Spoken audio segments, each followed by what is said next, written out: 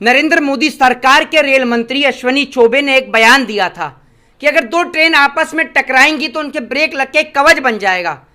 तो पश्चिम बंगाल की मुख्यमंत्री ममता बनर्जी ने निडर होकर वही सवाल रेल मंत्री अश्विनी चौबे से पूछा कि कहां गया वो कवच, क्यों नहीं लगा वो कवच। इस सवाल का आप जवाब दीजिए। 200 से ज्यादा लोगों की जान चली गई, 1000 से ज्यादा लोग घायल हुए पड़े हैं। आखिर इतने बड़े रेल हादसे का जिम्मेदार कौन? इस सवाल का कोई जवाब दे। देश की सरकार बोलने को तैयार नहीं है। कुछ देश की गोदी मीडिया जो नरेंद्र मोदी जी को अपना आका समझती है, उनके हुक्म की गुलाम हो चुकी है। और कुछ so called media scholar, social media वाले जो इस देश के अंदर हर एक चीज को हिंदू मुसलमान से जोड़ने का प्रयास करते हैं, हर एक चीज को सांप्रदायिक रंग देने का प्रयास करते हैं, उनको हम क्या कहें? उनके लिए तो हमारे पास कोई शब्द नहीं है। उनको शब्दों का जवाब जो उड़ीसा की जो पुलिस है, उड़ीसा के जो मुख्यमंत्री हैं, वो सही तरीके से दे रहे हैं। क्योंकि जो भी व्यक्ति इस इतनी बड़ी दुर्घटना को, जो भारत देश के इतिहास में पहली सबसे बड़ी रेल की दुर्घटना है जिसके अंदर 3 ट्रेनें आपस में टकराई हैं, आखिर नरेंद्र मोदी जी आप कब तक रेल के फीते काटते रहेंगे? देश के इतिहास में पहली बार आप किसी प्रधानमंत्री को देख रहे हो। इस देश में इतनी ट्रेन चली।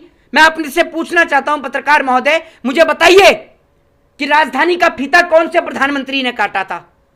बताइए आप मुझे, याद है आपको? लेकिन आपको पता है ना राजधानी ट्रेन चलती है और तमाम ट्रेनें चलती हैं, लेकिन आपको यह नहीं पता कि राजधानी ट्रेन का फीता कौन से प्रधानमंत्री ने काटा। मैं आपसे पूछूं कि तमाम विमान उड़ते हैं, उनका फीता किसने काटा? आपको नहीं पता। लेकिन देश के इतिहास में पहली बार ऐसा हो रहा है कि देश के प्रधानमंत्री जगह जगह जाकर ट्रेन का फीता काट रहे हैं। क्या कभी देश के प्रधानमंत्री ने ट्रेन से सफर किया है, या सिर्फ ट्रेनों को बेचने का ही काम किया है और ट्रेनों पर चाय ही बेचने का काम किया है? मैं पूछना चाहता हूं प्रधानमंत्री नरेंद्र मोदी जी से कि 200 से ज्यादा लोगों की जान चली गई, 1000 से ज्यादा लोग घायल हो गए, आखिर मौत का जिम्मेदार कौन? बताइए ना आप मुझे। एक वक्त रेल हादसा होता है, लाल बहादुर शास्त्री इस्तीफा दे देते हैं। एक वक्त में रेल हादसा होता है, नीतीश कुमार इस्तीफा दे देते हैं। आज इतनी बड़ी रेल दुर्घटना हुई है, क्या रेल मंत्री अश्विनी वैष्णव इस्तीफा देंगे? ट्विटर पे तो ट्रेंड चलाया जा रहा है सपोर्ट अश्विनी वैष्णव। किस बात का सपोर्ट?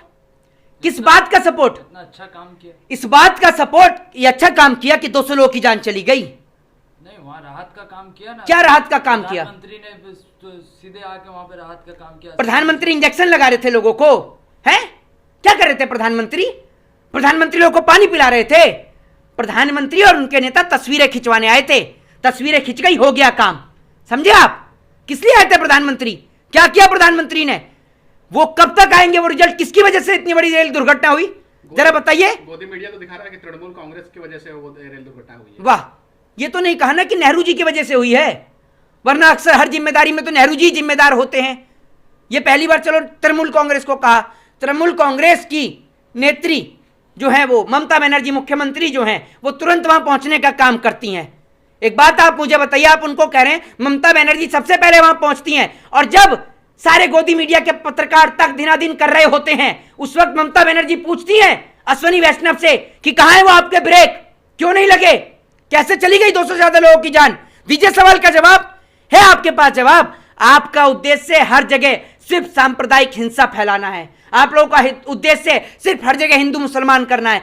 आप देखिए वहां पर कितने हीरोज थे जो लोगों की जान बचाने के लिए सामने आए, जिन्होंने जाति धर्म मजहब को नहीं देखा, उन्होंने सिर्फ लोगों की जान बचाने का काम किया। उन्होंने ये नहीं देखा कि हम जिसकी जान बचा रहे हैं वो हिंदू है, मुस्लिम है, सिख है या ईसाई है। उन्होंने बस लोगों की राहत का काम किया। जो काम देश की सरकार का होना चाहिए वो काम इस देश के अंदर लोगों ने किया, जिन्होंने इंसानियत की बात करी, जिन्होंने मानवता की बात करी, और जिन्होंने लोगों की जान बचाने का काम किया। रवैये को आप कैसे देखते हैं कि अगर यही दुर्घटना किसी विपक्षी पार्टी के राज में हो जाती और अगर यूपीए सरकार होता तो अभी तक तो इस्तीफा की मांग शुरू हो गई होती। इस्तीफे की मांग?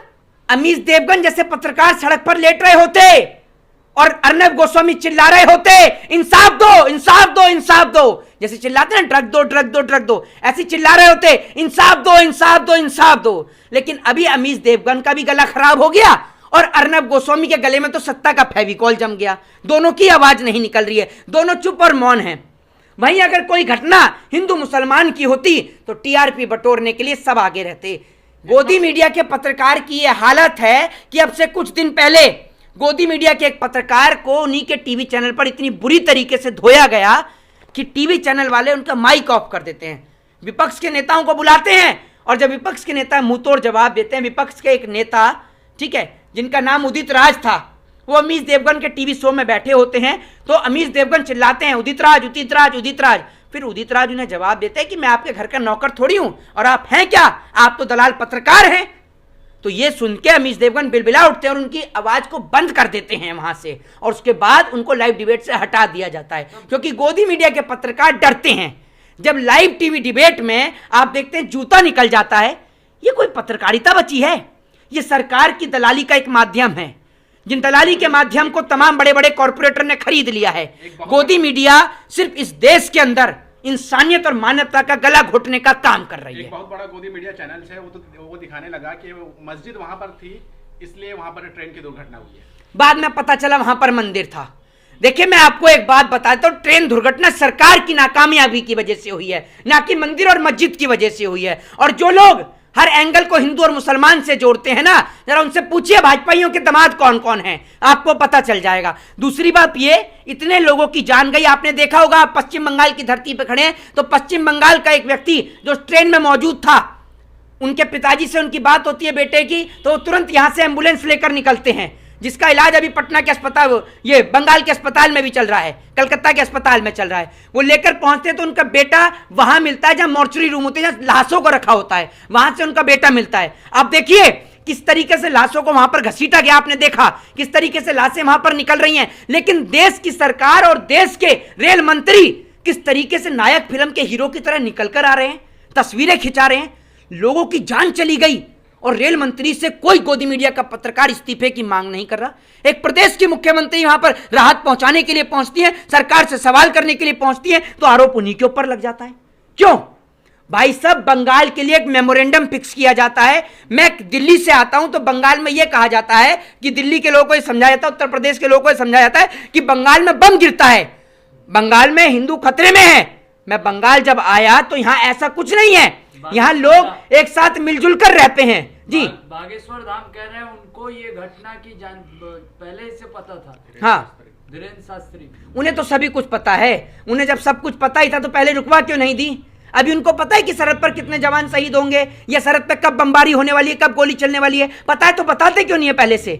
बताइए ना आप मुझे, क्यों नहीं बताते? देश के लोगों की जान गंवाने का इंतजार कर रहे हैं आप ऐसे लोगों की बात करेंगे? आप अपनी भविष्यवाणी करवा लीजिए ना, आप वहां पर जाकर क्यों नहीं करवाते आप भविष्यवाणी? है, हिंदू राष्ट्र बनाना चाह रहे हैं। हिंदू राष्ट्र कैसे बनाएंगे? कैसे बनाएंगे हिंदू राष्ट्र?